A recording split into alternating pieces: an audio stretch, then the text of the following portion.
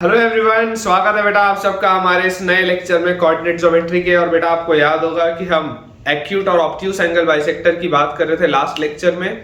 और angle bisectors मोर और less काफी सारा पोर्शन अपन ने कंप्लीट कर लिया था। थोड़ा सा पोर्शन बचा है, 5-7 मिनट लगेंगे, वो हम अपने आज के लेक्चर में करेंगे। और उसके बाद बेटा आज हमें स्टार्ट करना है पेयर ऑफ स्ट्रेट लाइंस। जो स्ट्रेट लाइंस का ये चैप्टर है ये ऑलमोस्ट कंप्लीशन पे है, तो मैक्सिमम 3-4 लेक्चर्स और लगेंगे क्वेश्चन प्रैक्टिस के साथ। और उसके बाद स्ट्रेट लाइंस कंप्लीट हो जाएगा and then we will be starting with circles. तो बेटा आज का लेक्चर स्टार्ट करने के पहले आप सारे बच्चों को मैं बता दूं कि अगर आप मोटिवेटेड रहना चाहते हैं और इंस्पायर्ड रहना चाहते हैं तो मेरा एक चैनल है बेटा, नया चैनल है जिसका ज्वाइनिंग लिंक आपको नीचे डिस्क्रिप्शन बॉक्स पे दिख रहा होगा। और उस चैनल में सिर्फ मोटिवेशनल वीडियोस आएंगे, सिर्फ इंस्पिरेशनल चीजें आएंगी ताकि आप अपनी जर्नी में पूरे उत्साह के साथ आगे बढ़ें और इंस्पायर्ड रहें। और बेटा आप में से जितने भी बच्चों ने अभी तक हमारा टेलीग्राम का चैनल ज्वाइन नहीं किया है, आप जल्दी से हमारे टेलीग्राम के चैनल को ज्वाइन करिए, जिसका ज्वाइनिंग लिंक बेटा आपको नीचे अगेन डिस्क्रिप्शन बॉक्स पे दिख रहा है। उसे बच्चों ज्वाइन करने से आपको 2 एडवांटेज होंगे। जो पहला अपने पास एडवांटेज है वो ये है बेटा कि यहाँ पर तो मैं आपको बहुत सारे सवालों की प्रैक्टिस करवाऊंगा ही, लेकिन अगर आपको जेईई मेंस और एडवांस को क्रैक करना है तो आपको और भी ज्यादा नंबर ऑफ क्वेश्चंस के प्रैक्टिस होने की जरूरत है। और वो एक्स्ट्रा क्वेश्चंस आपको कहाँ मिलेंगे, तो वो बेटा मिलेंगे आपके टेलीग्राम चैनल पे। और कई बार ऐसा होता है बेटा कि मैं मल्टीपल वीडियोस पोस्ट करता हूँ, तो मल्टीपल वीडियोस पोस्ट करने में बच्चों का कोई ना कोई लेक्चर छूट भी जाता है। तो अगर आप टेलीग्राम चैनल से जुड़े रहेंगे तो आपको हमेशा इस बात की जानकारी होगी कि एक दिन में टोटल कितने लेक्चर्स पोस्ट हुए, और सो दैट कि आप सारे के सारे अपने लेक्चर्स वो वॉच करें और आपका कभी भी कोई भी लेक्चर स्किप ना हो। तो ये 2 रीजंस की वजह से टेलीग्राम ज्वाइन करना बहुत ज्यादा जरूरी हो जाता है। एंड आई होप कि आप सब लोग अभी तक टेलीग्राम चैनल से जुड़ चुके होंगे। तो चलिए बच्चों स्टार्ट करते हैं अपना आज का लेक्चर। और अगर आपको थोड़ा सा भी बेनिफिट हो रहा है मेरे इन वीडियोस से तो जल्दी से बच्चों आप इस वीडियो को लाइक कर दीजिए।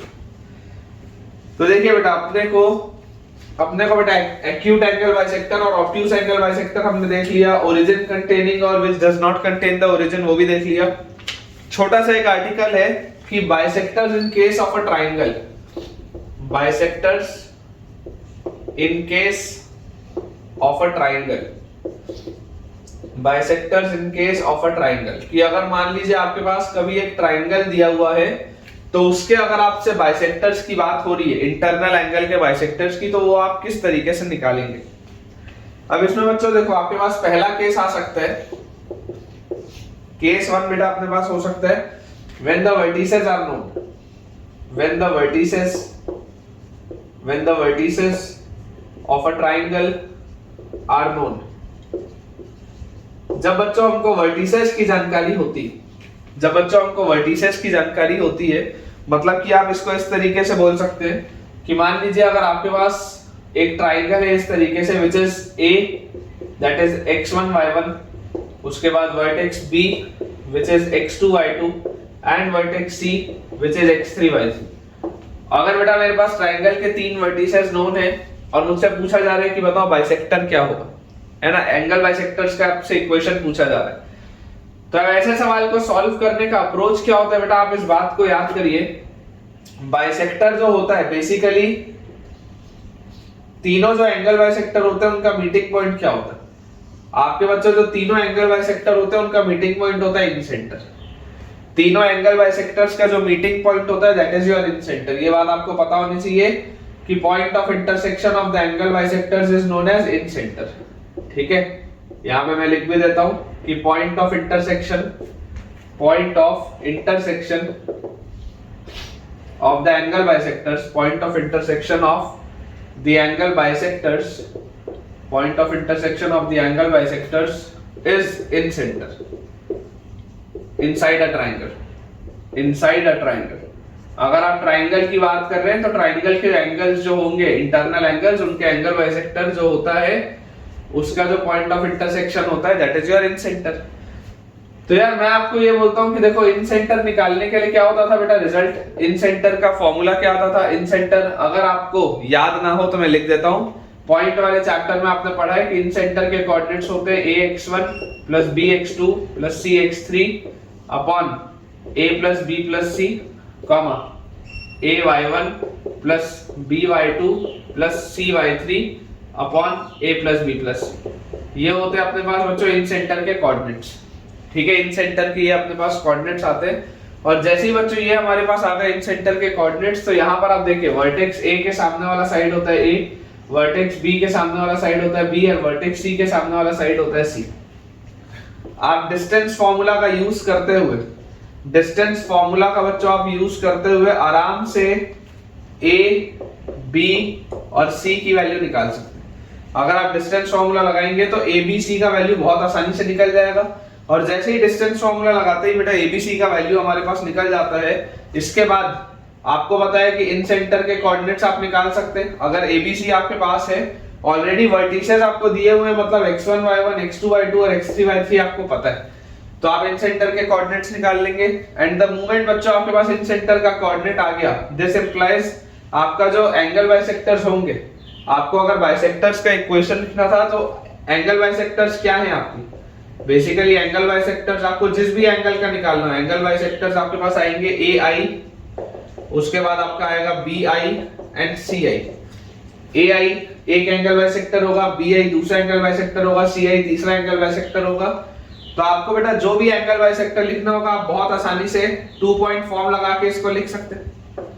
2 पॉइंट फॉर्म लगा के बेटा बहुत इजीली आप इसको कर सकते हैं। देखिए आप जैसे आप इसमें 2 पॉइंट फॉर्म अप्लाई करेंगे, 2 पॉइंट फॉर्म अप्लाई करते ही देखो अपने पास क्या आ जाएगा, 2 पॉइंट फॉर्म अप्लाई करते ही अपने पास ये वाला रिजल्ट आ जाएगा। ठीक है, बहुत इजी है बेटा, बहुत आसान सी बात है, कोई बहुत बड़ी बात नहीं है।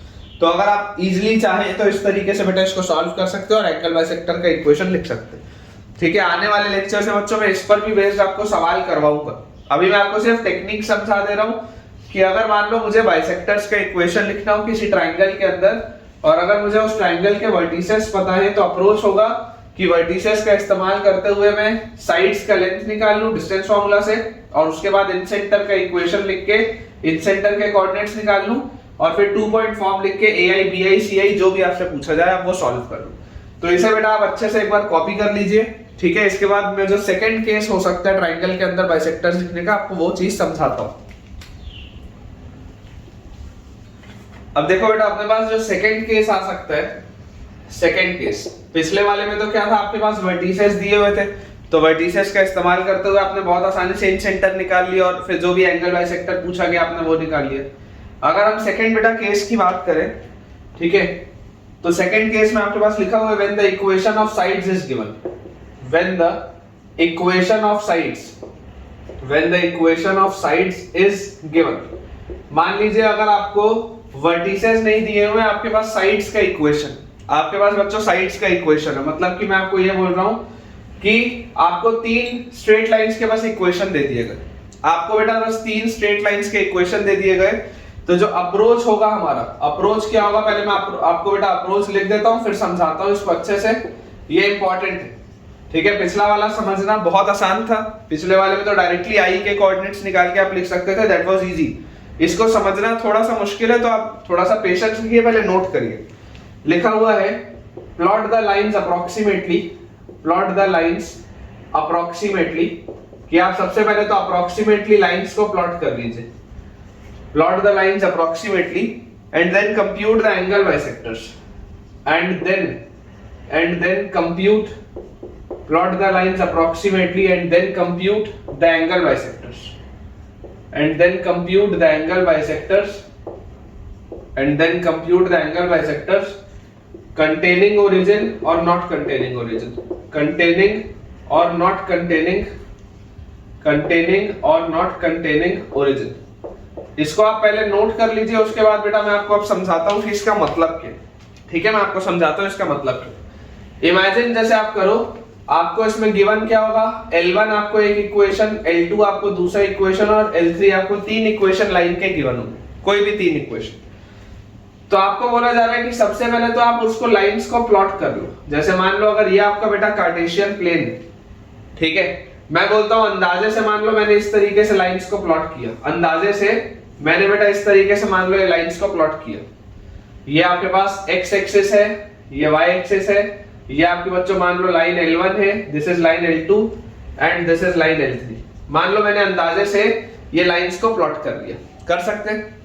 अब आपको बेटा देखो, एक बात तो आप ये बोल सकते हो कि अगर किसी को ये चीज ना आ रही हो समझ में, तो वो बोलेगा कि सर अगर मेरे पास बहुत फुर्सत होगी तो मैं तो तीनों लाइंस को सॉल्व करके कोऑर्डिनेट निकाल लूंगा और वापस मेथड 1 में चला जाऊंगा जो केस 1 था। एक तरीका तो हमेशा वो होगा ही कि आप ये चुपचाप सारी लाइंस को सॉल्व कर लो और सारी की सारी लाइंस को सॉल्व करने के बाद आप कोऑर्डिनेट्स निकाल लो और कोऑर्डिनेट्स निकालने के बाद फिर इन सेंटर निकाल लो।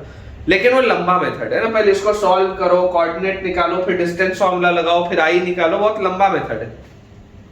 इफेक्टिव मेथड क्या होगा बेटा? इफेक्टिव मेथड ये होगा कि आपने जैसे ही लाइंस को अप्रोक्सीमेटली प्लॉट कर लिया, तो लाइंस को अप्रोक्सीमेटली प्लॉट करने के बाद अब आप ये देखो कि जैसे देखो इसका इंटरनल एंगल बाइसेक्टर कौन सा होगा? इसका इंटरनल एंगल बाइसेक्टर इस तरीके का होगा, इसका इंटरनल एंगल बाइसेक्टर इस तरीके का होगा। तो आपको यहाँ पर देखो इस ऐसे वाले फिगर के लिए, ऐसे वाले बच्चों फिगर के लिए आपको क्लियरली दिखाई दे रहा है कि ये इंटरनल एंगल बाइसेक्टर जो है ये ओरिजिन कंटेनिंग है। क्यों? क्योंकि ओरिजिन ये दोनों लाइंस के बीच में लाई कर रहा है, ओरिजिन ये दोनों लाइंस के बीच में लाई कर रहा है, तो ये आपके पास ओरिजिन कंटेनिंग वाला आ जाएगा। तो L1 आपके पास है, L2 आपके पास है, तो क्या आप ओरिजिन कंटेनिंग वाला एंगल बाइसेक्टर बता सकते हो? बहुत आसानी से आप बता सकते हो। मान लो अगर ये B1 है तो इस केस में आपको B1 दिख रहा है, B1 क्या होगा? ओरिजिन कंटेनिंग होगा, ओरिजिन कंटेनिंग।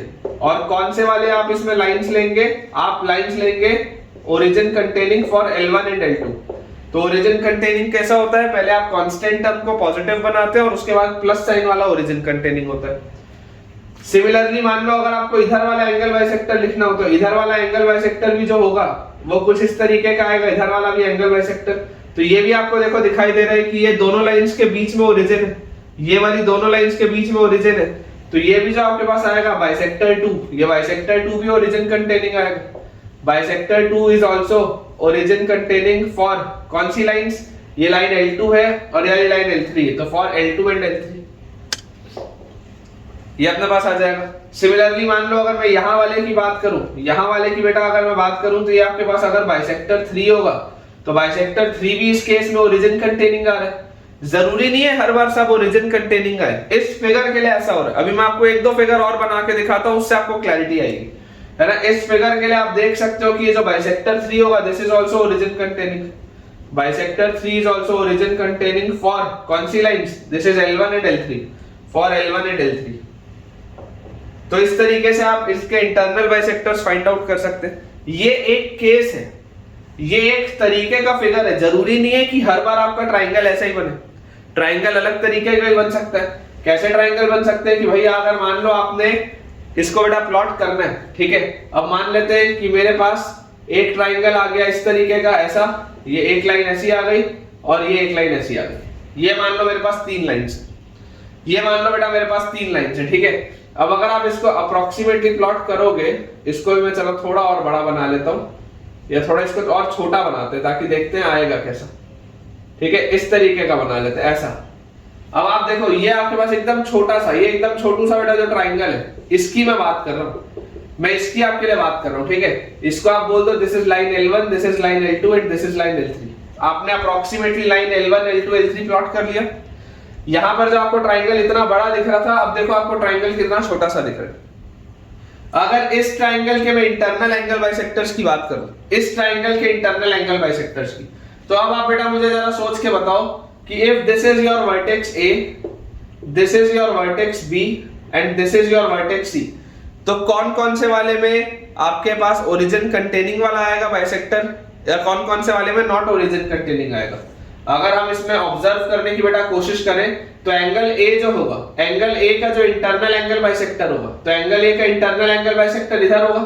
देखो ये वाली जो 2 लाइंस है, ये वाली बेटा जो 2 लाइंस है L1 और L2, L1 और L2 में इंटरनल एंगल बाइसेक्टर वाली line do not contain origin.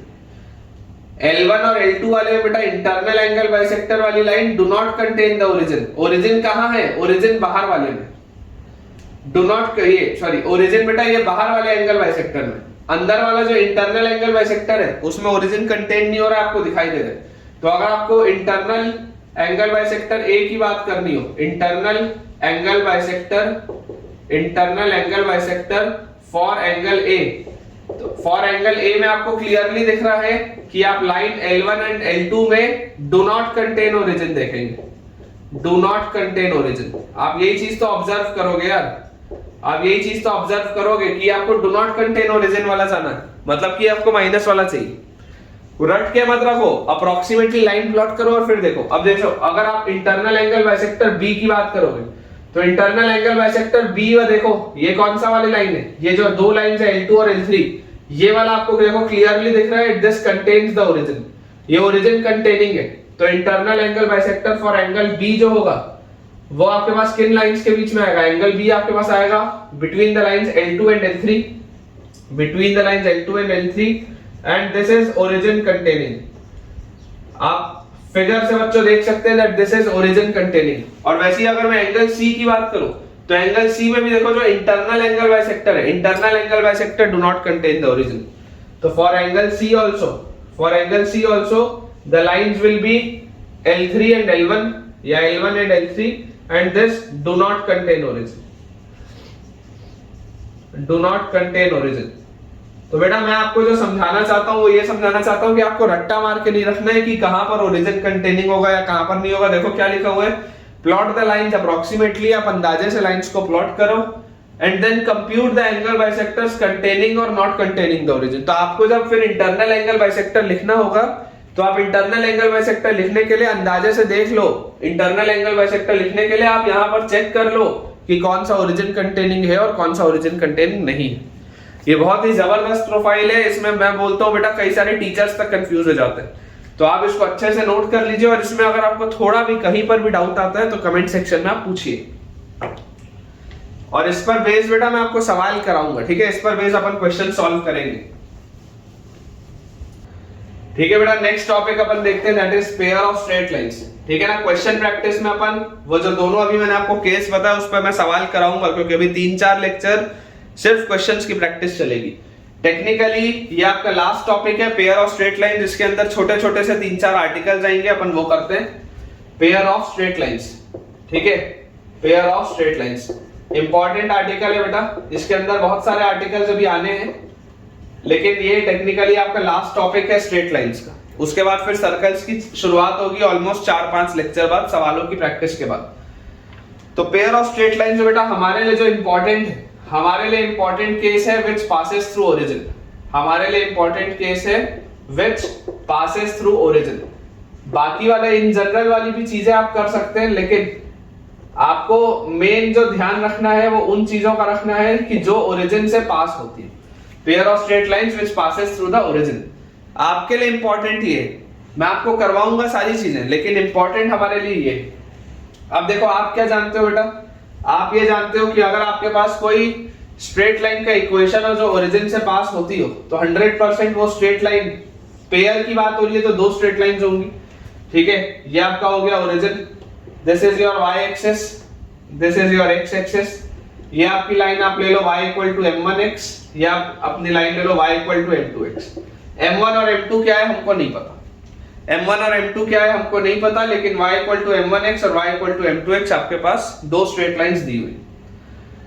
अब जो बेटा पेयर ऑफ स्ट्रेट लाइंस का जो जनरल इक्वेशन होता है, ठीक है, पहले अपन थोड़ा स्टेटमेंट लिख लेते हैं। तो every homogeneous equation,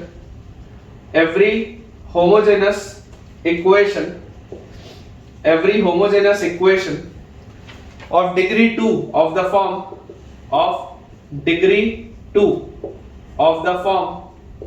every homogeneous equation of degree 2 of the form of ax square plus 2hxy plus by square equal to 0, of the form of ax square plus 2hxy plus by square equal to 0 will always represent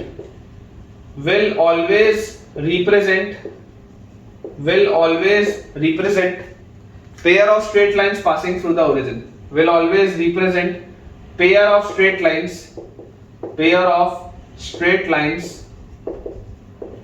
passing through the origin।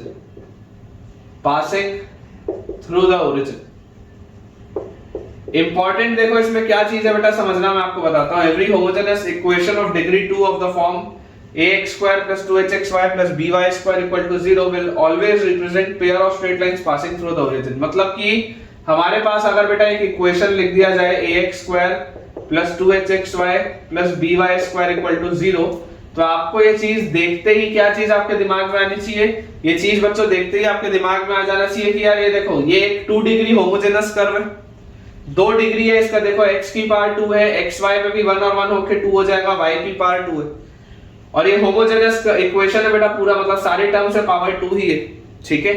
और आप देख सकते हैं कि अगर आप 0,0 डालेंगे तो 0,0 पे ये सेटिस्फाई भी हो रहा है, मतलब ये ओरिजिन से पास भी हो रहा है। तो ओरिजिन से पास होता हुआ ये जो 2 डिग्री कर्व है ये basically pair of straight lines को रिप्रेजेंट कर रहा है।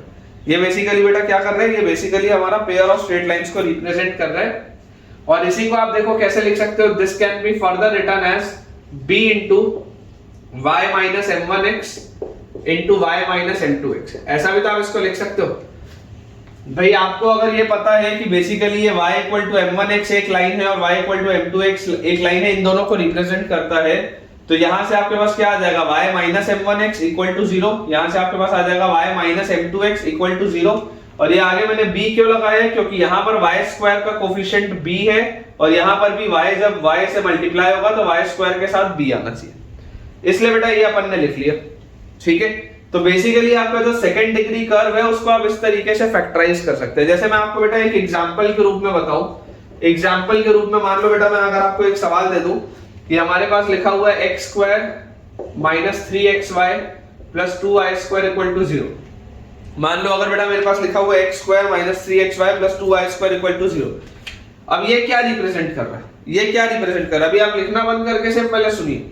ये बेटा आपके पास रिप्रेजेंट कर रहा है कि आप अगर इसको फैक्टराइज करेंगे तो आप लिख लेंगे x square minus 2xy minus xy plus 2y square equal to 0, x common x minus 2y अंदर, फिर minus y common x minus 2y अंदर इक्वल टू 0।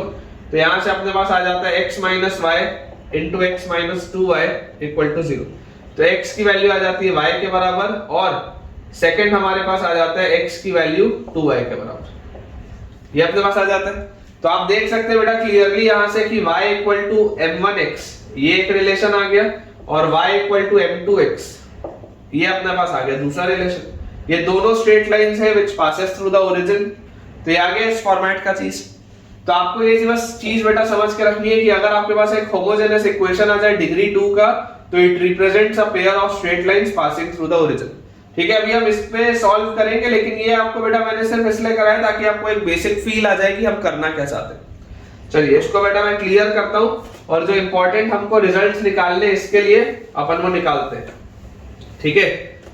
तो जैसे ही बेटा आपने देख लिया कि आपके पास आ गया है कि इस तरीके से आप इसको फैक्टराइज करके लिख सकते हैं। अब जरा आप सोच के देखिए कि अगर मैं इसको बेटा आपको ये बोल दूं कि अपन ऐसा करते हैं कि इसको अपन एक क्वाड्रेटिक बना के सॉल्व करते हैं। अगर मान लो बेटा मैं आपको बोलता हूं कि मुझे इसको एक क्वाड्रेटिक बना के सॉल्व करना है, और आप इसको अज्यूम कर लो, assume this to be a quadratic equation in x। तो अगर आप इसको x में बच्चों क्वाड्रेटिक इक्वेशन अज्यूम करेंगे तो x की वैल्यू क्या आएगी, माइनस b मतलब minus 2hy minus b plus minus root over b square मतलब 4h स्क्वायर y स्क्वायर, तो b स्क्वायर माइनस 4ac, तो a आपके पास a ही आएगा, और c की जगह आपके पास आ जाएगा by स्क्वायर, ठीक है, अपॉन 2a, तो 2a ऐसा आ जाएगा, ठीक है। ये चीज अपने पास आ गई। तो यार यहां से मेरे पास देखो क्या आ गया, मेरे पास यहां से बच्चों आ गया ax इज इक्वल टू, ये a उधर ले जाते हैं तो ax इज इक्वल टू 2 से ये 2 कट जाएगा तो माइनस hy, और प्लस माइनस देखो ये अंदर y स्क्वायर है, यहाँ भी y स्क्वायर है तो y बाहर, और ये जो 4 है और ये वाला 4 है, 4 और 4 बाहर निकलेगा रूट के, तो 2 बन के निकलेगा, तो ये वाला 2 और ये वाला 2 कैंसिल आउट हो जाएंगे। तो आपके पास आ गया minus hy plus minus y into root over, अंदर लिखा हुआ है बच्चों h स्क्वायर माइनस ab, अंदर अपने पास लिखा हुआ है h स्क्वायर माइनस ab, क्योंकि 4 भी बाहर गया y स्क्वायर भी बाहर गया, तो ये रिलेशन अपने पास आ गया। और this can be written as ax is equal to y times y, इन दोनों में से बाहर निकाल लो तो माइनस h और plus minus root over h square minus ab। ये आपके पास बच्चों सॉल्व होने पर आता है, ये आपको याद नहीं रखना है, लेकिन क्लियरली आप देख सकते हो that this represents a pair of straight lines. ये आप देख सकते हैं बेटा कि आप एक बार प्लस के साथ लोगे, एक बार माइनस के साथ लोगे, एंड क्लियरली ओरिजिन से ये सेटिस्फाई हो रहा है क्योंकि 0,0 डालने पे सेटिस्फाई हो जाएगा। तो this represents pair of straight lines, ठीक है, ये बेटा इसको रिप्रेजेंट करता है। अब इसमें कुछ इंपॉर्टेंट अपने पास डिस्कशन हो सकते हैं। देखो ax is equal to y into minus h plus minus root over h square minus A b हमारे पास आ जाएगा, and this represents pair of straight lines passing through origin. Clearly आपको दिखाई दे रहा है कि ये ओरिजिन से पास हो रहा है, तो पासिंग थ्रू ओरिजिन। ठीक है ना, बहुत आसान सी बच्चों ये बात है, बहुत आसान सा आर्टिकल है, कोई बहुत बड़ी बात नहीं है। अब इसमें जो कुछ इंपॉर्टेंट चीजें हैं मैं आपको बेटा वो लिखा देता हूं। तो देखिए, अगर आपके पास ये जो एच स्क्वायर माइनस ए बी है, जो आपने बेटा ये रूट के अंदर एच स्क्वायर माइनस ए बी लिखा है, if this H square minus A B is positive, अगर H square minus A B positive होगा तो क्लियरली आपको दिखाई दे रहा है आपको दो अलग अलग लाइंस मिलेंगी। अगर ये एच स्क्वायर माइनस ए बी बच्चों पॉजिटिव होगा तो प्लस के साथ एक रूट में आएगा और माइनस के साथ एक रूट में कुछ आएगा। तो ये h square minus A B positive होते ही आप बोल सकते हैं two distinct lines, two distinct straight lines, आप ऐसा लिख सकते हैं।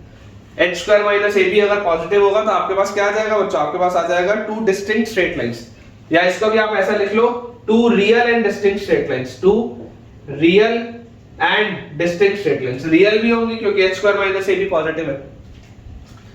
अब अगर मान लो बेटा एच स्क्वायर की वैल्यू ए बी के बराबर हो गई, अगर मान लो बेटा एच स्क्वायर की वैल्यू ए बी के बराबर हो गई या एच स्क्वायर माइनस ए बी की वैल्यू 0 के बराबर हो गई, तो आप क्या बोल सकते हैं कि lines are coincident, lines are coincident. Coincident आप क्यों बोल सकते हो, क्योंकि देखो अगर एच स्क्वायर की वैल्यू ए बी के बराबर हो गई तो ओनली वन लाइन आ जाएगी ना आपके पास, ओनली वन लाइन, फिर तो दो लाइन नहीं बची ना। अभी आपके पास दो लाइंस क्यों आ रही है, क्योंकि एक चीज प्लस के साथ आएगी, एक चीज माइनस के साथ आएगी। अगर गलती से अंदर वाली बेटा पूरी चीज 0 हो गई, अगर गलती से भी अंदर वाली बेटा पूरी की पूरी चीज 0 हो गई तो आपके पास सिर्फ आ जाएगा ax plus hy is equal to 0। अगर अंदर वाला ये 0 हुआ तो आपके पास सिर्फ आ जाएगा ax plus hy is equal to 0। तो ये तो सिर्फ एक ही स्ट्रेट लाइन हुई ना, ये तो सिर्फ और सिर्फ एक स्ट्रेट लाइन है, मतलब कि आपकी दोनों लाइंस क्या हो गई, दोनों लाइंस आपकी कोइंसिडेंट हो गई, मतलब एक के ऊपर एक आ गई, इसलिए अब एक ही आपको लाइन मिल रही है।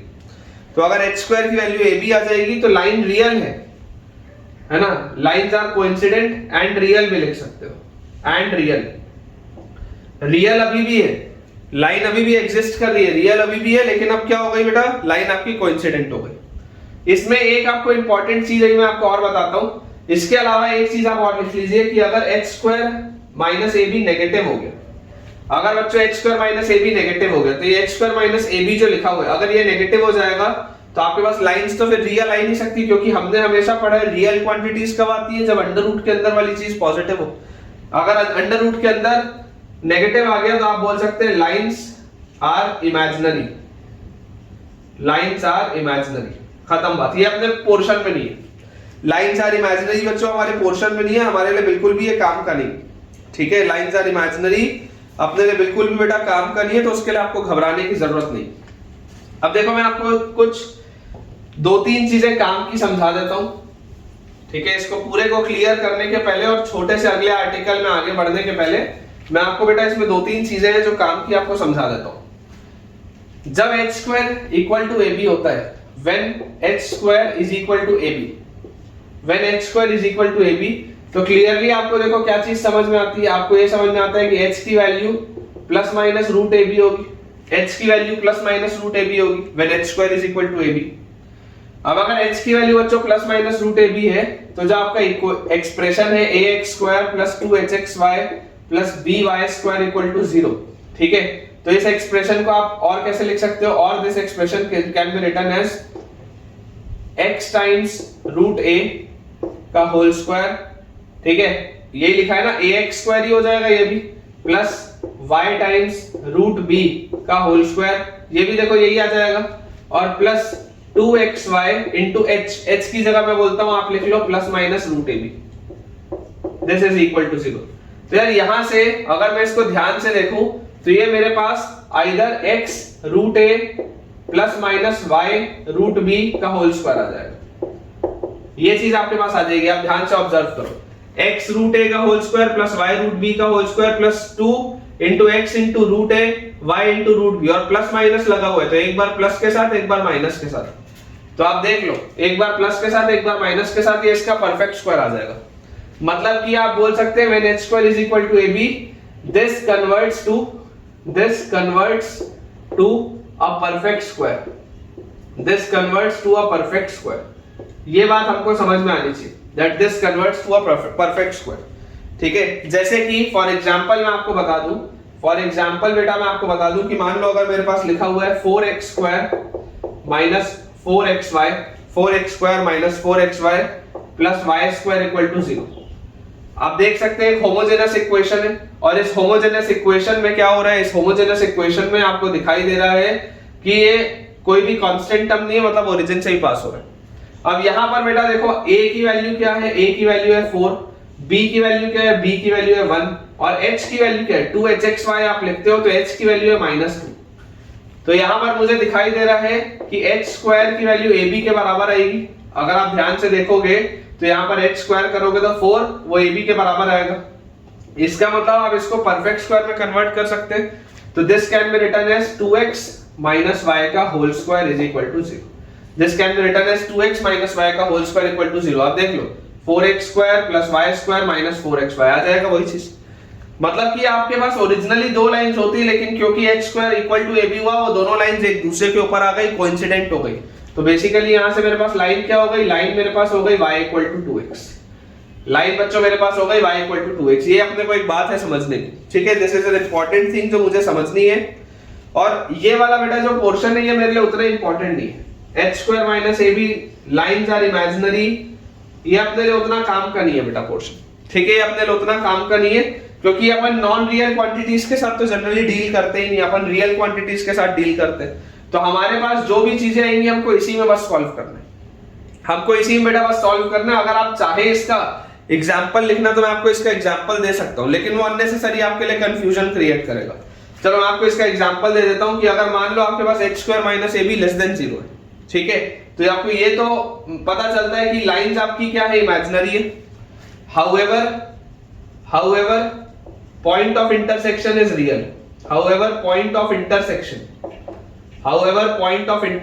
Is real. Point of intersection is real बोलने का क्या मतलब है कि अगर ये अंदर वाली चीज खराब भी हो गई, अगर ये अंदर वाली चीज नॉन रियल भी हो गई, अगर h स्क्वायर ab से छोटा हो भी गया, अगर यहाँ रूट के अंदर नेगेटिव आ भी गया, तब भी बेटा ये ओरिजिन से तो पास करेगा ही ना, तब भी ये ओरिजिन से तो पास करेगा ही, क्योंकि आप अगर 0,0 इसमें डालोगे तो 0,0 तो बेटा इसको सेटिस्फाई कर ही रहे। तो पॉइंट ऑफ इंटरसेक्शन तो आपके पास रियल ही आएगा।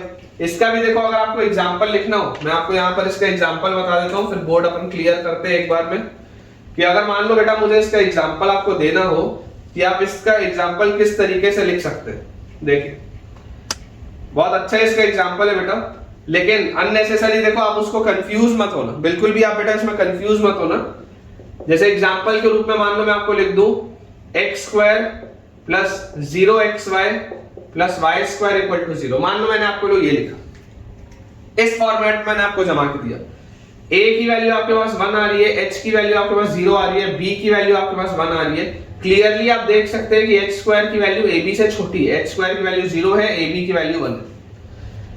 इसका मतलब ये क्या है, x square plus y square equal to 0। इसका मतलब ये बेसिकली क्या लिखा हुआ है, x square plus y square equal to 0। तो अगर आपके पास ये चीज लिखी हुई है तो इसका मतलब क्या आ जाएगा, इसका मतलब x की वैल्यू भी 0 आएगी, y की वैल्यू भी 0 आएगी। तो पॉइंट ऑफ इंटरसेक्शन तो रियल है, पॉइंट ऑफ इंटरसेक्शन तो बच्चों रियल है, लेकिन आप यहां पर देख सकते हैं कि लाइंस एग्जिस्ट ही नहीं कर रही। पॉइंट ऑफ इंटरसेक्शन रियल है लेकिन लाइंस एग्जिस्ट ही नहीं कर रही, लाइंस आर इमेजिनरी, लाइंस है ही नहीं ना, ये तो सिर्फ एक पॉइंट है। ये जो x equal to 0 y equal to 0 है, इसका मतलब तो सिर्फ एक पॉइंट है, लाइंस तो है ही नहीं, लाइंस आर इमेजिनरी।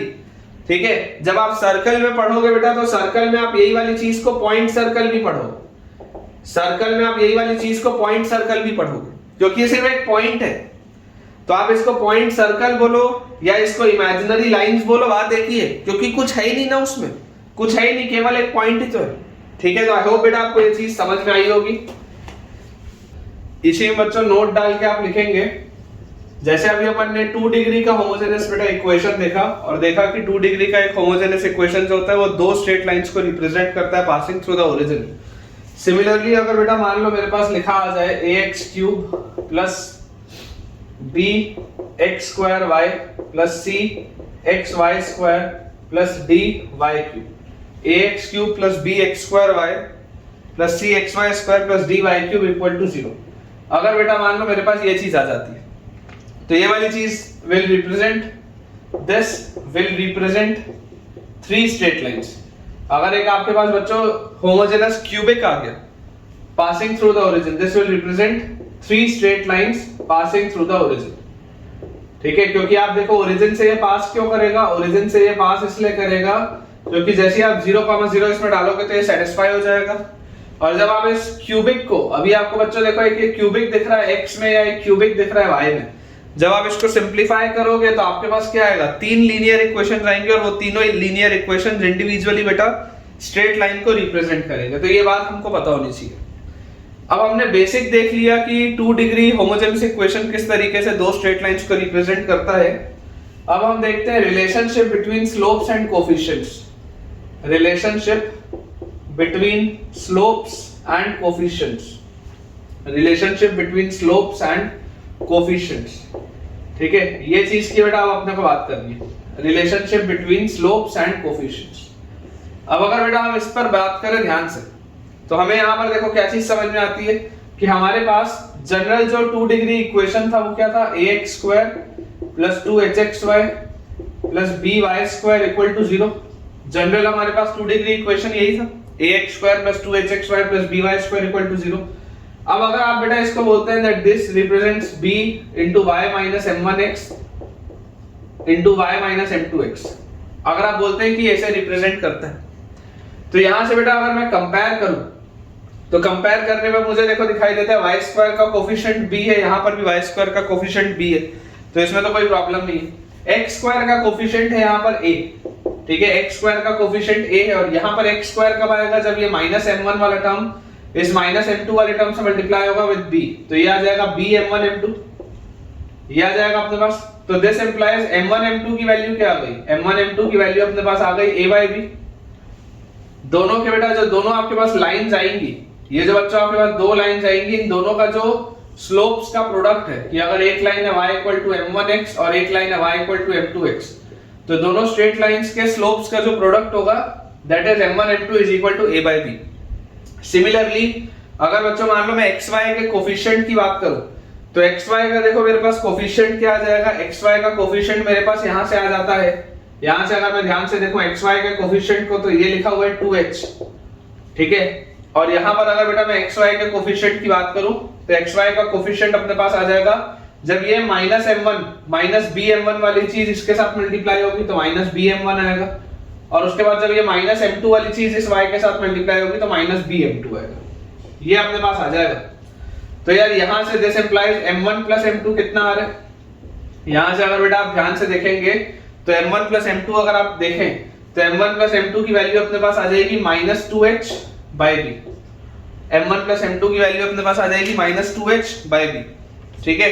तो अपने को बेटा ये बहुत इंपॉर्टेंट रिजल्ट है कि जो स्लोप्स का प्रोडक्ट होता है वो a/b आता है, और जो बच्चों स्लोप्स का सम होता है m1 + m2 आता है -2h/b, where m1 and m2 clearly आप लिख सकते हैं where m1 and m2 represent,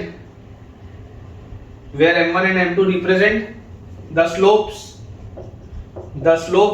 of 2 straight line passing through origin, origin से पास होती हुई 2 जो स्ट्रेट लाइंस होंगी उनका बच्चों ये स्लोप हो जाएगा, ठीक है। इस रिजल्ट को आप चाहें तो एक अल्टरनेट तरीके से भी निकाल सकते हैं, हमको ये याद रखना है, ठीक है ना, हमको बच्चों ये चीज को याद रखना है, इसमें अपन अपना टाइम वेस्ट नहीं करेंगे, बिल्कुल भी पेपर में डिराइव करने में टाइम वेस्ट नहीं करेंगे, इसको याद रखेंगे। m1 m2 आता है a/b और m1 + m2 आता है -2h/b, जहां पर मेरे पास जो इक्वेशन होता है वो आ जाता है ax² + 2hxy + by² equal to 0। अब अल्टरनेट इसकी बेटे देखो थिंकिंग क्या है, अल्टरनेट इसको आपको सॉल्व करने का बहुत आसान सा तरीका है कि आपके पास इक्वेशन लिखा हुआ है ax² + 2hxy plus by² equal to 0, ये हमारे पास है alternate ax² + 2hxy + by² equal to 0। So this implies, इसको आप लिख सकते हैं by² a, अगर मैं इस पूरे को, या a मत लिखो, आप ऐसे लिखो by² x², ऐसा लिखो by² x², पूरे को अगर मैं x² से डिवाइड कर दूं तो by² x² + 2h y/x plus a is equal to 0, b y square by x square plus 2h y by x plus a is equal to 0। और यहां से बेटा आपको ये देखो दिखाई दे रहा है that this is a quadratic in y by x. ये किस में क्वाड्रेटिक है बेटा? ये y बाई एक्स में क्वाड्रेटिक है। देख लो आप इसको, आप क्या लिख सकते हो? b y बाई एक्स का होल स्क्वायर लिख सकते हो ना। This is a quadratic in y by x. और मुझे अगर ये बात पता थी कि y की वैल्यू m1x और y की वैल्यू m2x है, इसको ये रिप्रेजेंट कर रहा है, मतलब y बाई एक्स की वैल्यू क्या होगी? y बाई एक्स की वैल्यू m होगी। तो इसको आप यहां से क्या लिख सकते हैं? यहां से आप इसको लिख सकते हैं this is bm square plus 2hm plus a equal to 0। और इसमें बेटा जो m की दो वैल्यूज इसको सेटिस्फाई करेंगी that is m1 and m2। m की जो दो वैल्यूज इसको सेटिस्फाई करेंगी that comes out to be m1 and m2। तो बेटा सम ऑफ स्लोप्स हमारे पास कितना आ रहा है? m1 plus m2 is minus 2h by b। देख लो आप, क्वाड्रेटिक का कंसेप्ट आपको आता है, m1 plus m2 minus 2h by b and product of slopes m1 m2 is equal to a by b। यही आपका रिजल्ट था इससे भी, m1 plus m2 minus 2h by b and m1 m2 is equal to a by b। Same result, ठीक है क्या? Same result आएगा बेटा। तो अपने को जिस भी मेथड से इसको करना हो हम कर सकते हैं। इंपॉर्टेंट जो बात है, इंपॉर्टेंट बात हमारे लिए क्या है कि हमको ये रिजल्ट को ध्यान रखना है ताकि पेपर में हम डायरेक्टली इस रिजल्ट को अप्लाई करें और सोचें ना और अपना समय बचाएं। नेक्स्ट अपने पास बच्चों आर्टिकल है इसी में, angle between pair of straight lines. Angle between pair of straight lines, angle between pair of straight lines represented by, angle between pair of straight lines represented by, angle between pair of straight lines represented by ax square plus 2hxy plus by square equal to 0। ठीक है, अपने को बेटा ये जो straight lines होंगी, जो ये पेयर रिप्रेजेंट कर रहा होगा स्ट्रेट लाइंस, इसके बीच में एंगल क्या होगा? इन स्ट्रेट लाइंस के बीच में एंगल क्या होगा अपने को ये बताना है। ठीक है, तो आप समझिए बेटा आपका फिगर किस तरीके का होगा। आपको ये बात तो देखो दिखाई देती है कि ये आपके पास एक 2 डिग्री होमोजेनस इक्वेशन है। तो अगर ये बेटा एक 2 डिग्री होमोजेनस इक्वेशन है, इसका मतलब क्या है? इसका मतलब बहुत सिंपल सा है कि ये दो स्ट्रेट लाइंस को रिप्रेजेंट कर रहा है दैट पासेस थ्रू ओरिजिन। आपकी एक लाइन है y इक्वल टू m1x और आपकी बच्चों दूसरी लाइन है y equal to m2x, correct? और इसमें अगर बेटा ये बीच का इनका एंगल है theta, if this is the angle theta जो इनके बीच में, तो मुझे एक चीज समझ में आती है कि acute angle between the two lines हमने क्या पढ़ा है? अगर इसका स्लोप m1 m2 है तो tan थीटा की वैल्यू होती है mod of m1 minus m2 upon 1 plus m1 m2। tan theta की वैल्यू हमारे पास आती है mod of m1 minus m2 upon 1 plus m1 m2। अब जैसी बेटा ये चीज हमारे पास आई, यहां से आप देखिए आप इसको और कैसे लिख सकते हैं? आप अगर यहां पर ध्यान से समझेंगे, ये रिजल्ट आपके पास लिखा हुआ है, तो सिंस m1 प्लस m2, या सिंस मत लिखो, आप ऐसे बस लिख लो ऑल्सो आप क्या चीज जानते हैं? m1 प्लस m2 की वैल्यू आती है माइनस 2h बाई b, और m1 m2 जो प्रोडक्ट आता है m1 m2 की वैल्यू आती है a बाई b। ये आपको चीज की जानकारी, ठीक है? तो यार यहां से मैं m1 माइनस m2 जो लिखा हुआ है इसको मैं कैसे लिख सकता हूं? देखो ऐसा लिख सकते हैं कि tan theta is equal to mod of m1 minus m2 है, इसको आप लिख लो root over m1 plus m2 का whole square minus 4 m1 m2। थोड़ा ध्यान से इसको सोच के देखो, m1 प्लस m2 का होल स्क्वायर मतलब m1 square plus m2 square plus 2 m1 m2 और माइनस 4 m1 m2, तो माइनस 2 m1 m2 हो जाएगा, और ये आ जाएगा m1 square plus m2 square minus 2 m1 m2। तो this will be m1 minus m2 का होल स्क्वायर, मतलब कि इसका रूट करोगे तो mod of m1 minus m2 आ जाएगा जो लिखा है, बिल्कुल सही। और नीचे मेरे पास क्या लिखा हुआ है? नीचे लिखा हुआ है 1 प्लस m1 m2। तो बेसिकली बेटा मैंने क्या किया है? मैंने इस पूरे को m1 प्लस m2 और m1 m2 में कन्वर्ट किया क्योंकि मुझे जानकारी उसी के रिजल्ट की थी। तो यहां से मेरे पास tan थीटा की वैल्यू क्या आ जाती है? tan थीटा की वैल्यू आ जाती है mod of under root of m1 plus m2। m1 plus m2 is minus 2h by b। इसका स्क्वायर अगर आप करोगे तो आपके पास आ जाएगा 4h square by b square और minus 4 m1 m2। m1 m2 की वैल्यू मेरे पास आ जाती है a बाई b, ये आ जाता है divided by 1 plus m1 m2 की वैल्यू आ जाती है a बाई b। ये अपने पास देखो पूरी चीज है। तो यार यहां से अपने पास क्या आ गया? This comes out to be, देखो ध्यान से, ये 4 और 4 बाहर आ जाएगा, रूट में से 2 बाहर निकला, और यहाँ पर b स्क्वायर है। अगर बेटा मैं यहाँ पर b स्क्वायर कर दूं और एक b और मल्टीप्लाई कर दूं तो मेरे पास लिखा हुआ है रूट के अंदर एच स्क्वायर माइनस ए बी। ध्यान से देखो 4 बाहर आ चुका है, रूट के अंदर लिखा है एच स्क्वायर माइनस ए बी, और ये जो बी स्क्वायर था ये बी स्क्वायर रूट के बाहर आएगा तो नीचे बी बनेगा, और यहां पर अगर आप एलसीएम ले लोगे तो ये भी a प्लस बी बनेगा, और इस पूरे का है मॉड। बेसिकली इसके नीचे वाला b और इसके नीचे वाला b कट जाएगा, तो tan थीटा की वैल्यू बच्चों आपके पास आ जाएगी modulus of twice of root over h square minus A b upon a plus b, twice of root over h square minus A b upon a plus b. ठीक है, ये अपने पास आ जाएगा। तो ये होता है बेटा angle between pair of straight lines represented by this equation. ये जो इक्वेशन है, अगर आपको इसके बीच में एंगल की बात हो रही हो कि इन स्ट्रेट लाइंस के बीच में कौन सा एक्यूट एंगल होगा, तो ये इनके बीच का एक्यूट एंगल है, बहुत आसानी से आप निकाल सकते हैं। अब इस चीज पर बेस्ड बेटा बहुत सारे इंपॉर्टेंट रिजल्ट्स होते हैं, मैं आपको वो समझाता हूं।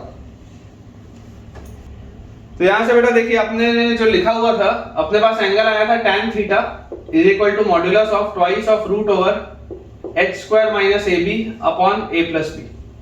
ठीक है, ये अपने पास आया था रिजल्ट। अब इस रिजल्ट में बच्चों जो इंपॉर्टेंट चीज है, इंपॉर्टेंट चीज हमारे पास क्या आ जाती है, अगर हम यहां पर ध्यान से देखें तो देखो, अगर मान लो केस वन है आपके पास when theta is equal to 0 degree. अगर मान लो बच्चों दो लाइंस के बीच का एंगल हो गया 0 डिग्री, तो अगर दो लाइंस के बीच का एंगल 0 डिग्री है, मतलब ये लाइंस क्या हो जाएंगी, कोइंसिडेंट हो जाएंगी। थीटा अगर आप 0 कर रहे हो मतलब ये दोनों लाइंस एक दूसरे से चिपक जाएंगी, मतलब आप ये बोल सकते हो कि लाइंस आर कोइंसिडेंट। सबसे पहले तो लाइंस आर कोइंसिडेंट, मतलब अब आपके पास दो लाइंस ना बची, अब आपके पास केवल एक ही लाइन बची है। और याद करो ये थोड़ी देर पहले मैंने आपको बताया था, क्या रिजल्ट था, एच स्क्वायर का वैल्यू ए बी के बराबर आ जाएगा। थोड़ी देर पहले यहां पर मैंने आपको बताया था कि जब एच स्क्वायर ए बी से बड़ा होता है तो दो डिस्टिंक्ट रियल लाइंस मिलती हैं, लेकिन जब एच स्क्वायर ए बी के बराबर होता है तो केवल आपको एक रियल लाइन मिलती है, सिर्फ एक, क्योंकि वो जो ये दोनों लाइंस होती है ये आपस में चिपक चुकी होती है। तो अपने पास क्या आ जाता है result, when theta is equal to 0 degree lines are coincident, lines जो होंगी वो कोइंसिडेंट हो जाएंगी। तो ये बात तो अपने को आती है बेटा समझ में। ठीक है, अभी भी आपकी जो लाइंस हैं वो रियल हैं, है ना, lines are real also in this case, are also real, real तो है, रियल है, लेकिन दोनों एक दूसरे में मिक्स हो चुकी हैं, एक दूसरे के ऊपर आ चुकी है। अगला केस क्या होता है बेटा, केस 2। केस 2 आपके पास आ जाता है when theta is equal to 90 degree. Imagine करो अगर थीटा की वैल्यू 90 डिग्री हो जाए, तो अगर बेटा थीटा की वैल्यू 90 डिग्री हो जाएगी मतलब दोनों लाइंस क्या होंगी, आपस में परपेंडिकुलर हो जाएंगी। तो अगर दोनों लाइंस आपस में परपेंडिकुलर हो जाएगी when theta is equal to 90 degree, तो ऑटोमेटिकली आप क्या बोल सकते हैं कि a प्लस b की वैल्यू 0 हो जाएगी। When theta is equal to 90 degree tan 90 undefined होता है, tan 90 अनडिफाइंड होता है, मतलब ये a प्लस b की वैल्यू 0 होनी चाहिए। तो this implies coefficient of x square plus coefficient of y square, this is equal to 0। ये अपने को इंपॉर्टेंट कंडीशन है जो याद रखनी, coefficient of x square plus coefficient of y square is equal to 0। मतलब कोई भी अगर आपके पास बेटा एक सेकंड डिग्री का होमोजेनस इक्वेशन लिखा हुआ है जिसमें आपको दिख रहा है कि a प्लस b का सम x स्क्वायर और y स्क्वायर के कोफिशिएंट का सम 0 है, आप दावे के साथ ये बात बोल सकते हैं कि वो दोनों लाइंस 100% क्या होंगी, परपेंडिकुलर होंगी। ये बात आती है समझ में। इसी चीज को देखो आप और कैसे निकाल सकते हो, आपको पता है when two lines are perpendicular m1 m2 की वैल्यू -1 होती है। ये अगर दोनों लाइंस परपेंडिकुलर होंगी तो m1 m2 की वैल्यू -1 आएगी। और आप याद करिए थोड़ी देर पहले बेटा मैंने यहाँ पर आपके लिए लिखा था m1 m2 की वैल्यू क्या होती है, a by b, और m1 प्लस m2 की वैल्यू क्या होती है, m1 प्लस m2 की वैल्यू होती है -2s by b। तो यार यहां से मुझे दिखाई देता है कि this is equal to a by b, तो आपके पास a की वैल्यू आ जाएगी -b, या आपके पास आ जाएगा a प्लस b का वैल्यू आ जाएगा 0। वही है, सेम रिजल्ट है, कोई बहुत बड़ी बात तो है नहीं, सेम रिजल्ट है। ठीक है, तो आपके पास बेटा जैसे ही थीटा की वैल्यू 90 डिग्री होगी a प्लस b 0 आ जाएगा, this has to be remembered, जिसका मतलब होता है coefficient of x square plus coefficient of y square is 0। मतलब आप एग्जांपल के रूप में बेटा देखिए कि अगर आपके पास मैं लिख दूं x square plus 3xy minus y square is equal to 0। मान लो बेटा अगर मैं आपके लिए ये लिख दूं कि h square plus 3xy minus y square equal to 0, तो आपके पास ऑटोमेटिकली क्या आ जाएगा बेटा, यहां से आपके पास ऑटोमेटिकली आ जाएगा कि ये जो लाइंस होंगी lines are perpendicular, lines are perpendicular. कुछ सोचने की बात ही नहीं, क्योंकि देखो इसमें आपके पास a का वैल्यू क्या आ रहा है, a का वैल्यू 1 आ रहा है, b का वैल्यू क्या आ रहा है, b का वैल्यू -1 आ रहा है, और h का वैल्यू क्या आ रहा है, 2hxy होता है ना, इसको आप 3 ना लिख के चलो 4 लिख दो, 4 लिख दो, तो h का वैल्यू आपके पास क्या आ जाएगा, h का वैल्यू 2 आ जाएगा। क्लियरली आप देख सकते हैं कि h स्क्वायर का वैल्यू ab से बड़ा है, h square is greater than ab। तो अगर h स्क्वायर का वैल्यू बच्चों ab से आपके पास बड़ा आ रहा है, इसका मतलब आपकी लाइंस क्या हैं, आपकी जो लाइंस होंगी they must be intersecting, lines intersecting होंगी, है ना। h स्क्वायर की वैल्यू अगर ab से बड़ी आ रही है तो आपकी लाइंस इंटरसेक्टिंग होंगी, और वो लाइंस क्या होंगी, आपस में परपेंडिकुलर होंगी। क्यों परपेंडिकुलर होंगी, क्योंकि आप यहां पर देख सकते हैं कि दोनों x स्क्वायर और y स्क्वायर के कोफिशिएंट्स का जो सम आ रहा है दैट इज इक्वल टू 0। तो ये बेटा हो गया अपने पास दो केस। अब जो बहुत इंपॉर्टेंट है दैट इज थर्ड केस, जिसमें बेटा बहुत ज्यादा सवाल बनते हैं। देखिए बेटा अपने पास केस 3 है, इसी में जो केस 3 है थर्ड एंड लास्ट केस, इस पे सवाल बनते हैं, इसमें बच्चों से मिस्टेक्स होती है। थर्ड केस हमारे पास दिया हुआ है if m1 plus m2 is equal to 0, if m1 plus m2 is equal to 0, तो this implies m1 plus m2 अगर 0 है तो this implies h is equal to 0, तो this implies coefficient of xy is equal to 0, coefficient of xy is equal to 0। एक ही बात है, सबका मतलब वही है, अगर h की वैल्यू 0 होगी मतलब कि xy का कोफिशिएंट 0 होगा, सबका मतलब एक ही है। अब जैसे हमने बेटा ये वाली चीज लिखी, यहां से हमको देखो क्या समझ में आ रहा है, यहां पर बेटा इसका जो इंप्लीकेशन होता है वो बहुत इंपॉर्टेंट है। इसका इंप्लीकेशन होता है lines are equally inclined, lines are equally inclined, lines are equally inclined with the coordinate axis, with the coordinate axis, lines are equally inclined with the coordinate axis, or the coordinate axis acts as the angle bisectors, or the coordinate axis acts as, or the coordinate axis acts as the angle bisector, acts as the angle bisector, or the coordinate axis acts as the angle bisector between the lines, between the two lines। कैसे होगा, क्या होगा, देखो समझाता हूं आपको। बहुत important profile है बेटा, सवाल बनते हैं, बहुत इंपॉर्टेंट प्रोफाइल, आप समझने की कोशिश करिए। मैं आपको यहां पर दिखाता हूं, इसको क्लियर करते हैं अपन। यहां पर मैं आपको शो करता हूं कि किस तरीके से ये बात हो रही है।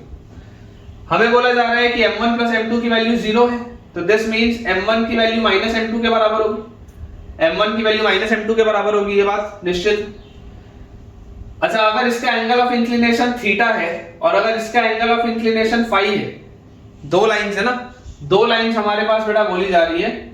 अगर एक का एंगल ऑफ इंक्लिनेशन मैं बोलता हूं थीटा है, और बेटा अगर दूसरे का एंगल ऑफ इंक्लिनेशन आपके पास फाई है, एंगल ऑफ इंक्लिनेशन ये पूरा का पूरा एंगल फाई है, एक का एंगल ऑफ इंक्लिनेशन थीटा है और दूसरे का एंगल ऑफ इंक्लिनेशन मुझे दिया हुआ है फाई, और ये लाइंस तो अभी भी वही है, y equal to m1x, m1 वाले में मैंने थीटा बोला और y equal to m2x, m2 वाले में मैंने फाई बोला। तो मुझे देखो क्या चीज समझ में आती है कि अगर m1 वाले में थीटा, m2 वाले में फाई, तो tan थीटा बराबर माइनस tan फाई या बराबर tan of 180 minus phi, pi minus phi बोल सकते हैं, 180 माइनस फाई। इसका मतलब यहां से क्या आ जाता है, theta plus phi is equal to 180। यहां से आपको देखो क्या दिखाई देता है, theta plus phi is equal to 180। या आप बोल सकते हो कि 180 माइनस फाई जो होगा, 180 माइनस फाई जो होगा दैट विल बी थीटा। तो देखो ये पूरा का पूरा 180 और 180 में से ये फाई चला गया, ये पूरा फाई चला गया, तो देख लो ये वाला एंगल भी थीटा आएगा, क्योंकि आपके पास क्या आ रहा है, आपके पास आ रहा है थीटा प्लस फाई की वैल्यू 180 होती है। आपको दिख रहा है ये पूरा स्ट्रेट एंगल है, 180 होना चाहिए। अगर इतना हिस्सा फाई था, इतना हिस्सा बच्चों अगर फाई था यहां तक का बेटा एंगल ऑफ इंक्लिनेशन अगर फाई था और इसमें थीटा जुड़ गया, तो थीटा प्लस फाई पूरा का पूरा मेरे पास कितना आ जाएगा, 180। तो आप यहां से देखो क्या देख पा रहे हो कि अगर आपके पास m1 प्लस m2 की वैल्यू 0 होती है, तो दिस मींस, अब आप ये फाई को हटा दो यहां से फिलहाल के, अब आप बेटा इस फाई को यहां से हटा दो। अब आप फिगर को देखो ध्यान से, जैसे ही आपने बोल दिया बेटा ये बात कि हमारे पास दिया हुआ है कि आपके पास जो दो लाइंस है, ये दोनों लाइंस के स्लोप्स का सम, दोनों लाइंस के स्लोप्स का सम जो है वो 0 के बराबर है, दोनों लाइंस के स्लोप्स का सम जो है वो 0 के बराबर है। तो आपने h को 0 बोला, आपने कोफिशिएंट ऑफ xy को 0 बोला, और यहां से मैंने क्या बोल दिया कि इसका मतलब होता है कि both the lines are equally inclined with the coordinate axis. तो आप देख सकते हैं कि ये दोनों ही लाइंस बेटा थीटा एंगल बना रही है। ये अगर थीटा बना रहा था तो ये भी थीटा बना रहा है, दोनों ही लाइंस थीटा एंगल बना रही है।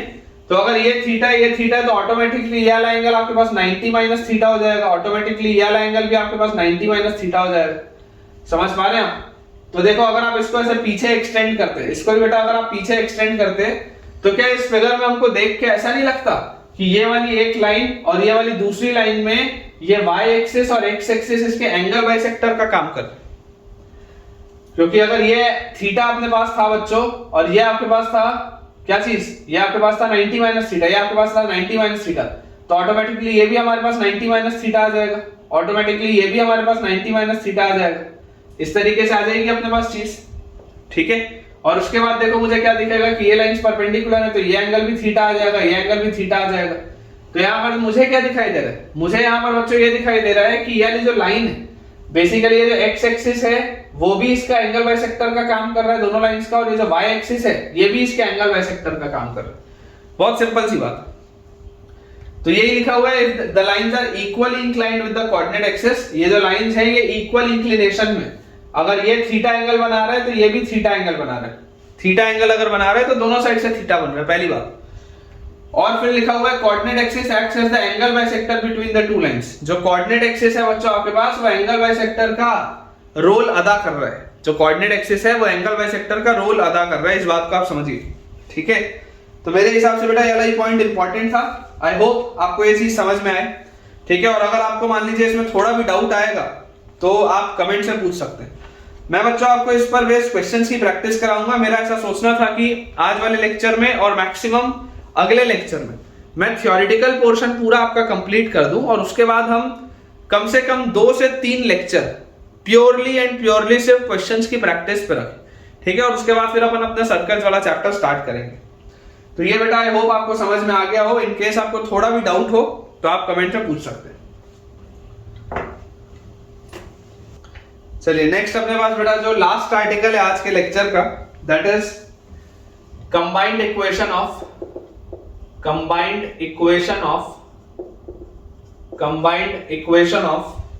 Angle bisector, combined equation of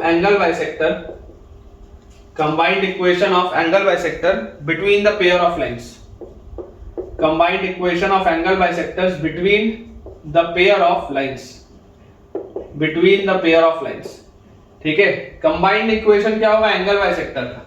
अगर मान लो हमारे पास इक्वेशन बेटा दिया हुआ है ax square plus 2hxy plus by square equal to 0, ये हमारे पास बच्चों मान लो अगर एक इक्वेशन लिखा हुआ है और आपसे पूछा जाए कि आप तो ये बताइए कि इसके एंगल बाइसेक्टर का कंबाइंड इक्वेशन, मैं इंडिविजुअल इक्वेशंस नहीं पूछ रहा हूं, मैं आपको बोल रहा हूं कि उनको जोड़ के आप एक इक्वेशन बता दो। तो जो रिजल्ट होता है, अगर ये आपका लाइन पेयर है तो एंगल बाइसेक्टर्स का जो डायरेक्ट रिजल्ट होता है हमको पता होना चाहिए। कंबाइंड इक्वेशन आता है x square minus y square upon a minus b is equal to xy by h।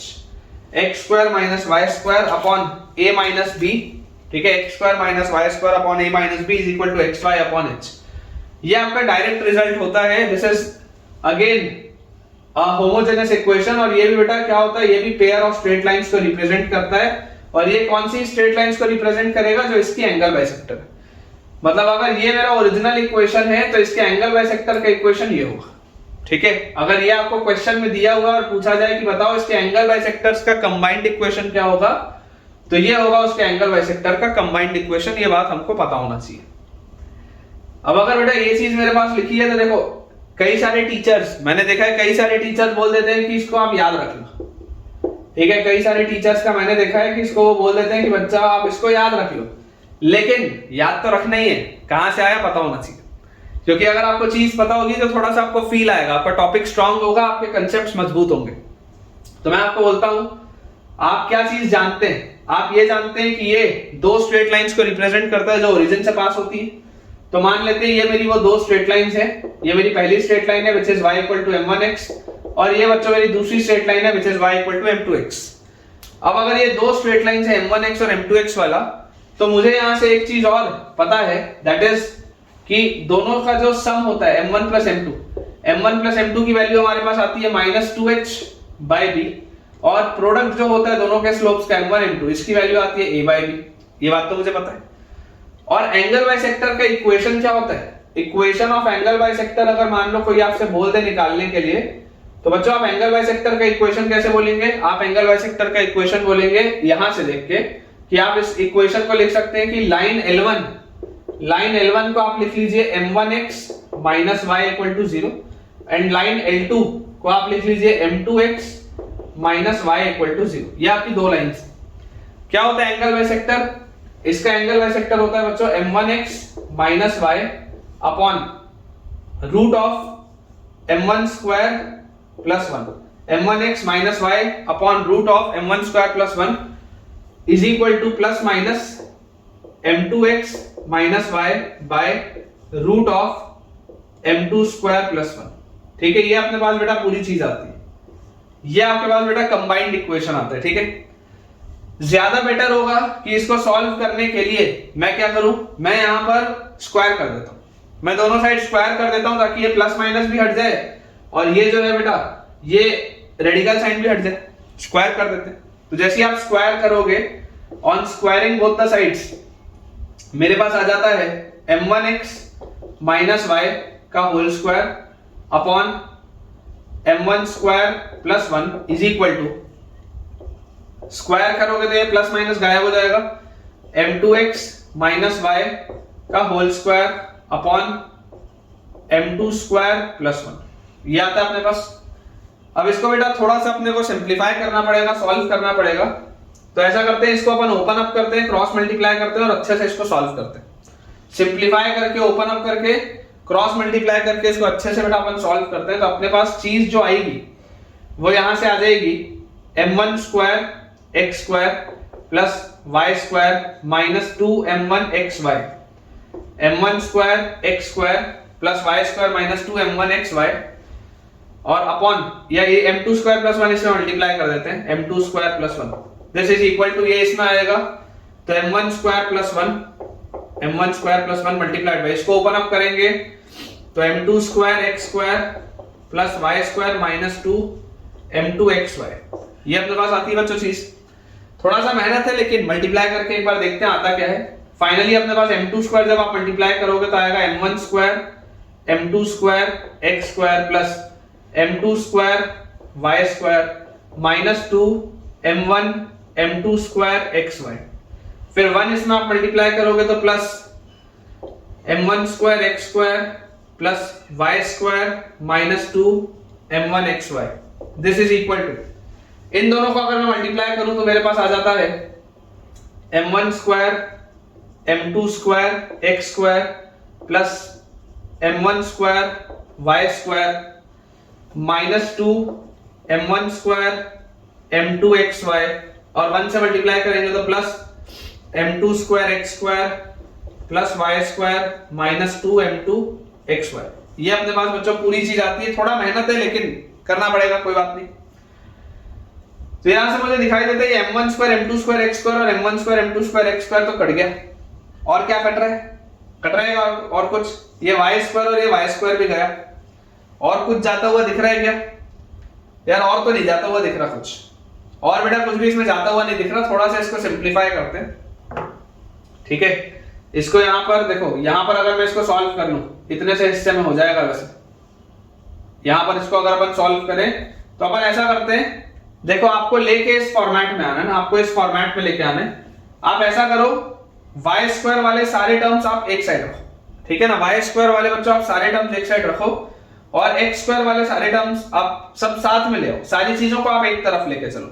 तो अगर मैं पूरे को LHS में ले जाऊं तो y स्क्वायर के साथ आएगा m2 square minus m1 square, m2 square minus m1 square into y square, ये आ गया सबसे पहले।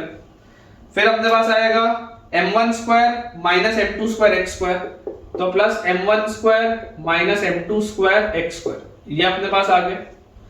उसके बाद अपने पास यहां पर है minus 2 m1 m2 square xy और ये उधर जाएगा तो प्लस 2, तो प्लस 2 आप बाहर निकाल लो, m1 m2 xy बाहर निकाल लो, m1 m2 xy ये आप बाहर निकाल लो। अंदर क्या बचेगा? यहाँ m1 बचेगा, यहाँ m2 बचेगा, तो m1 माइनस m2, ये भी अपना आ गया।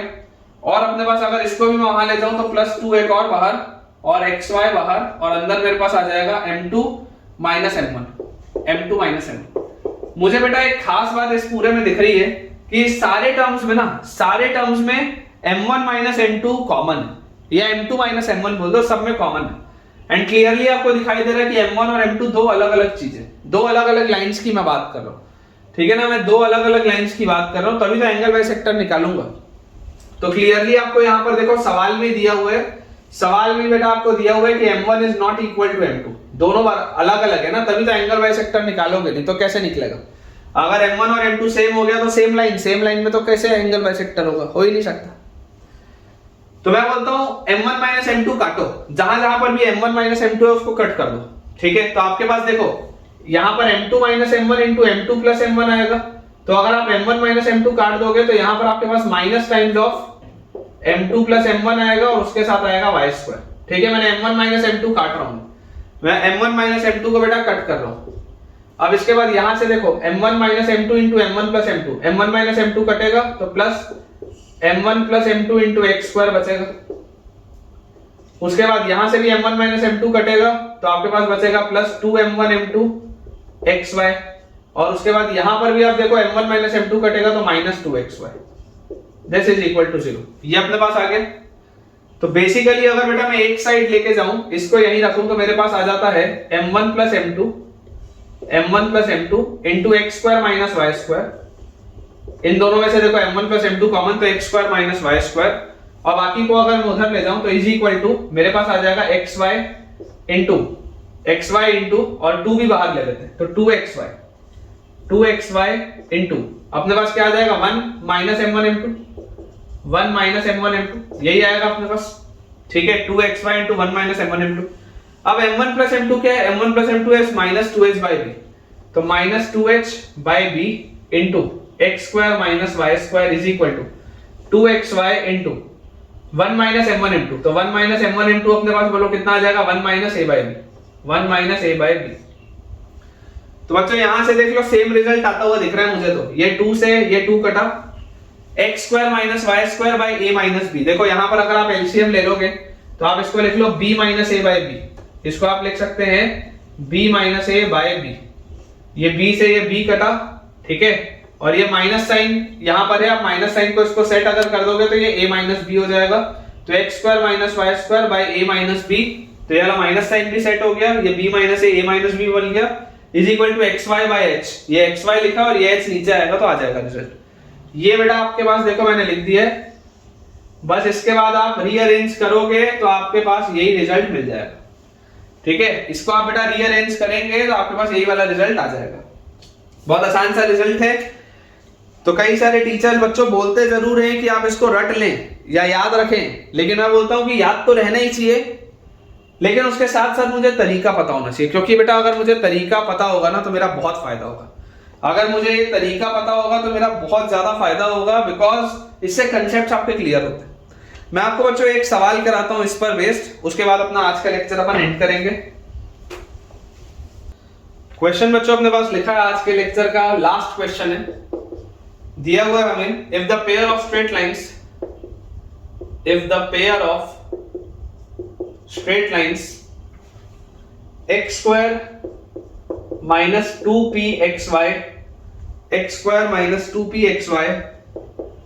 Minus y square equal to 0 and x square minus 2qxy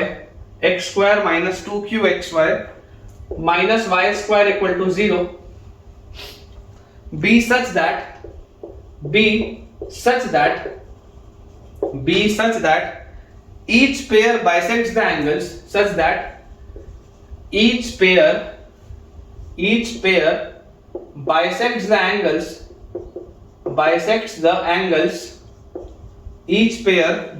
angles between the other pair each pair bisects the angles between the other pair, then prove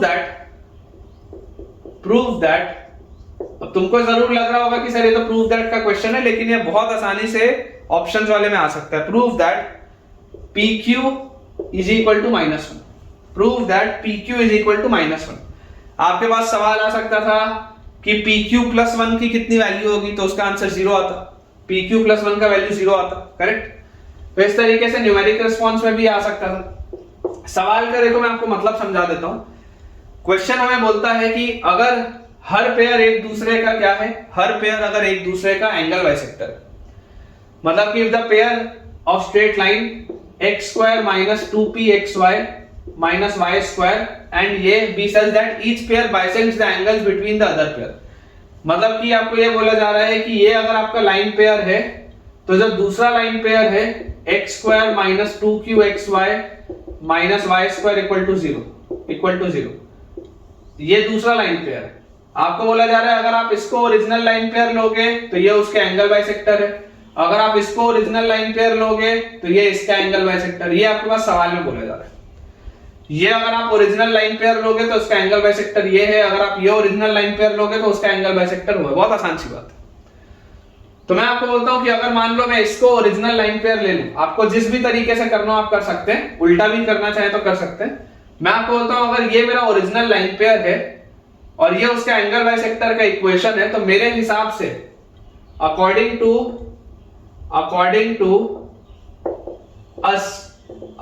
to us हमारे हिसाब से क्या होना चाहिए, इसका जो लाइन पेयर का इक्वेशन होना चाहिए उसमें देखो a की वैल्यू है 1, b की वैल्यू है -1, परपेंडिकुलर दिख रही है लाइंस, देख लो लाइंस परपेंडिकुलर है, आप देख लो a प्लस b की वैल्यू 0 है। अगर पूछ लिया होता तो वो भी एक अच्छा सवाल होता। अगर मान लो 4 ऑप्शन में एक ऑप्शन पूछ लिया होता कि the line pair is perpendicular तो होता, क्योंकि coefficient of x square plus coefficient of y square 0 है। देख लो आप, ऑब्जर्वेशनल स्किल्स बहुत मजबूत होने चाहिए। a का वैल्यू 1 है, b का वैल्यू -1 है और x का वैल्यू 2hxy लिखते हैं, 2hxy, h का वैल्यू आएगा -1, 2hxy में -p लिख लो, h का वैल्यू आएगा -p 2hxy के हिसाब से।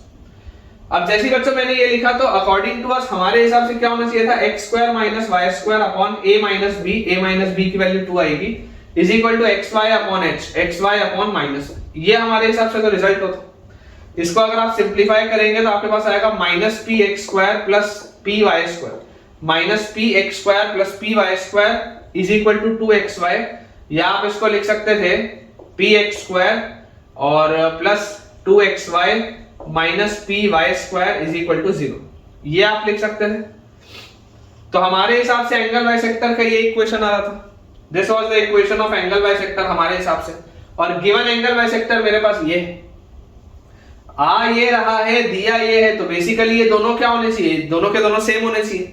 तो इसको भी आप कन्वर्ट कर लो, देखो यहाँ पर x स्क्वायर का कोफिशिएंट 1 है, आप यहाँ पर x स्क्वायर का कोफिशिएंट 1 बनाओ, p से आप इसको अगर डिवाइड करोगे तो p से डिवाइड कर दिए आपके पास आएगा x square plus 2/p xy minus y square equal to 0, ये आएगा आपके पास x square plus 2/p xy minus y square equal to 0। तो आप यहाँ से बेटा कंपेयर करो, यहाँ x स्क्वायर है, यहाँ भी x स्क्वायर है, यहाँ माइनस y स्क्वायर है, यहाँ भी माइनस y स्क्वायर है। अगर आप चाहते हैं कि ये दोनों सेम हो तो ये -2q जो होगा, -2q जो हो रहा है xy के साथ वो 2/p के बराबर होना चाहिए, ये 2/p के बराबर होना चाहिए। ये मेरे पास इंपॉर्टेंट बात है, ये 2 से ये 2 कटा तो आप क्लियरली देख सकते हैं pq का वैल्यू -1 आ रहा है आपके पास, pq का वैल्यू बच्चों आप देख सकते हैं -1 आ रहा है हमारे पास, ठीक है। तो बहुत अच्छा सवाल था, अगर हमको रिजल्ट याद हो तो सवाल बहुत जल्दी सॉल्व होता है। तो विद दिस बच्चों हम अपने आज के लेक्चर के एंड पे पहुंच चुके हैं और मुझे उम्मीद है कि आपको ये वाला जो पोर्शन है एंगल बाइसेक्टर्स के बाद जो हमने पेयर ऑफ स्ट्रेट लाइंस पढ़ा वो बहुत आपको अच्छे से समझ में आया होगा। अगर आपने आज के लेक्चर में मुझसे कुछ भी नया सीखा है या किसी भी रूप में आपको आज का लेक्चर फायदा पहुंचाया है तो मुझे कमेंट्स में बताइए कि आज आपने क्या नया सीखा। और अगर आपको वीडियो पसंद आया हो तो वीडियो को लाइक करें, चैनल को सब्सक्राइब करें और दोस्तों के साथ इस वीडियो को ज्यादा से ज्यादा शेयर करें ताकि उनकी पढ़ाई भी बहुत अच्छे तरीके से हो पाए। Thank you.